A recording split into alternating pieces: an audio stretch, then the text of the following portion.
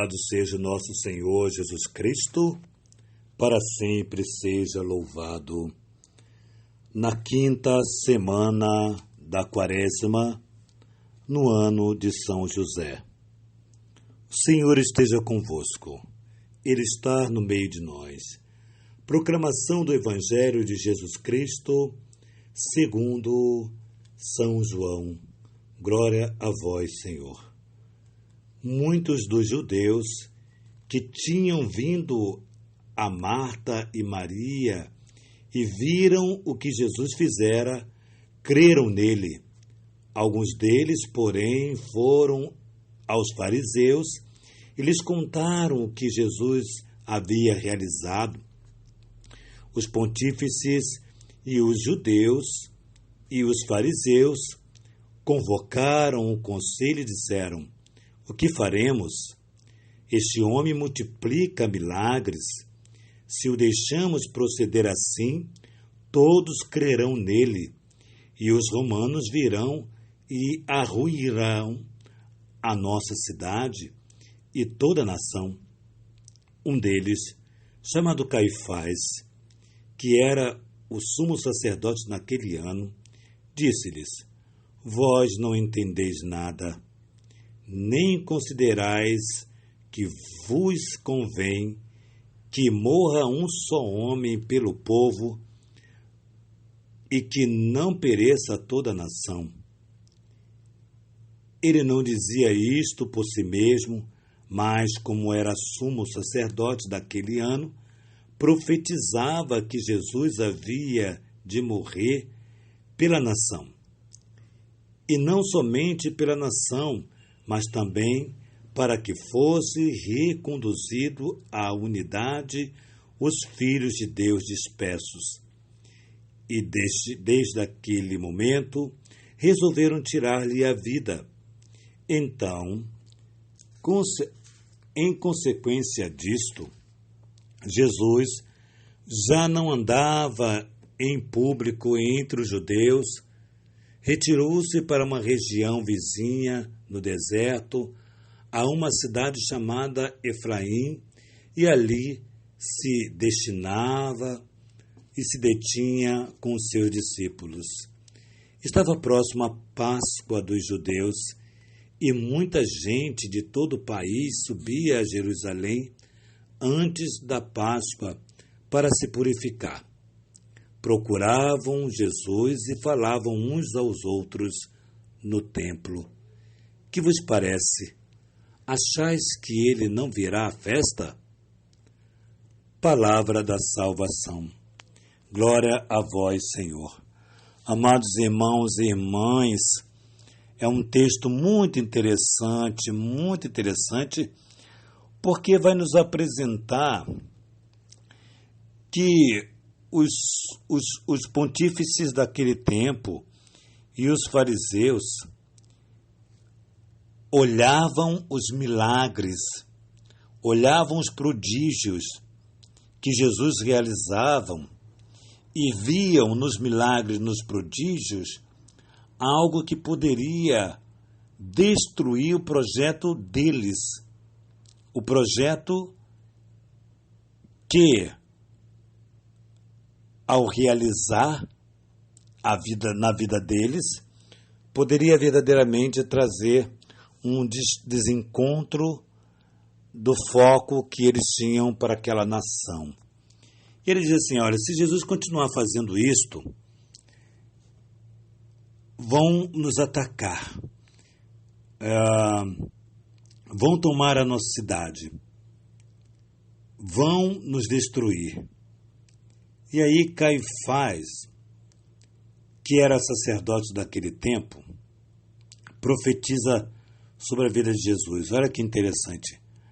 Alguém que está governando, e governando dentro de uma estrutura enganosa, dentro de um reinado onde, digamos que reinava, desculpa a redundância, mas que reinava o egoísmo, que reinava a prepotência, que reinava a exploração.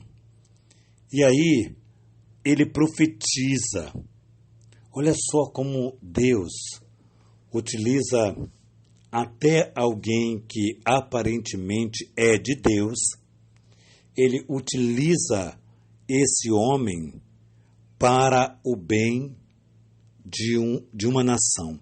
Ele profetiza da seguinte maneira: vós não entendeis nada, é melhor que um só homem morra por toda a nação.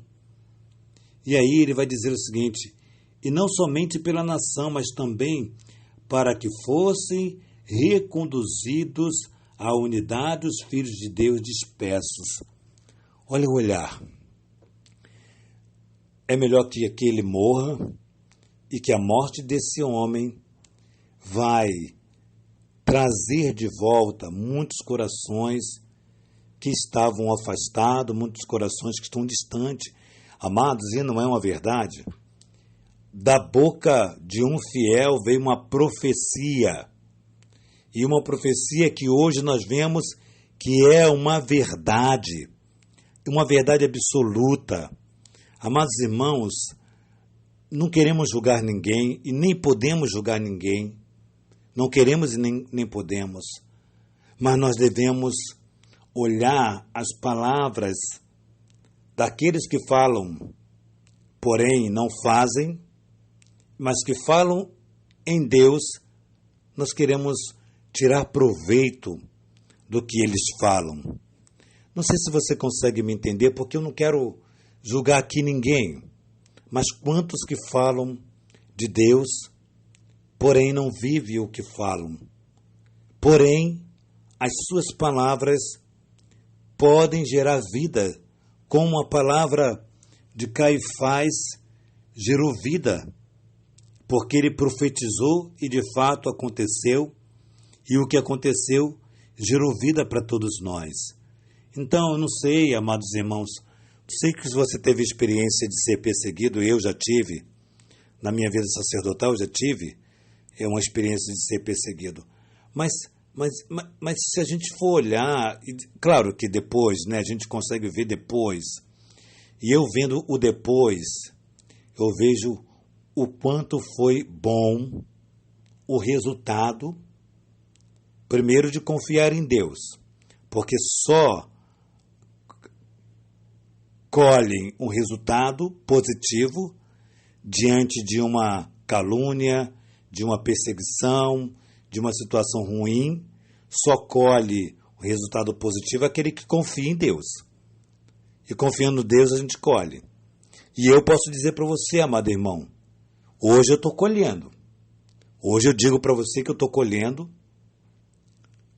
aquilo que o demônio plantou no coração desse ou daquela, e plantou, e porque plantou, ela fez, e o que ela fez hoje trouxe vida, porque Deus, lembrando, Deus falou pela boca de um infiel, Os sacerdotes, os pontífices e os fariseus convocaram o conselho. O que faremos? Então, da boca de um infiel veio uma profecia. Então, Deus é soberano. Deus é soberano. Até o demônio obedece a Deus. Deus fala, o demônio obedece. Então, tantas coisas que de repente aconteceram na sua vida, ruins, que trouxe dissabor naquele momento e que hoje traz um outro olhar maravilhoso para você. Porque Deus se fez aproveitar do fel para virar um mel. E hoje eu confesso para você que minha vida é maravilhosa depois de tantas situações difíceis. Então, olha que palavra bonita para você e para mim hoje. Embora mostrasse aqui que Jesus estava com dias contados e por isso ele não pôde andar como ele queria andar, ele foi se refugiar na cidade chamada Efraim para tentar se recompor das perseguições que já estavam fazendo. O que eu digo para você, amado irmão, não sei qual tem sido, de repente, a perseguição que você tem enfrentado. Eu digo para você, por essa palavra e pela minha experiência própria, confia no Senhor. Deixa o Senhor ser o Senhor da tua vida e que você vai experimentar a alegria depois de tantas tempestades. Você vai experimentar. Confie no Senhor. Essa é a palavra de hoje para nós.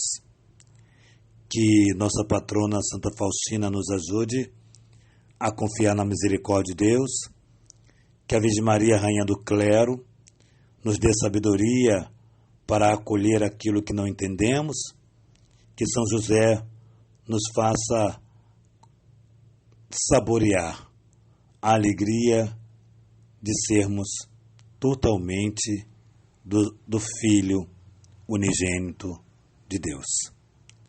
Em nome do Pai, do Filho e do Espírito Santo. Amém.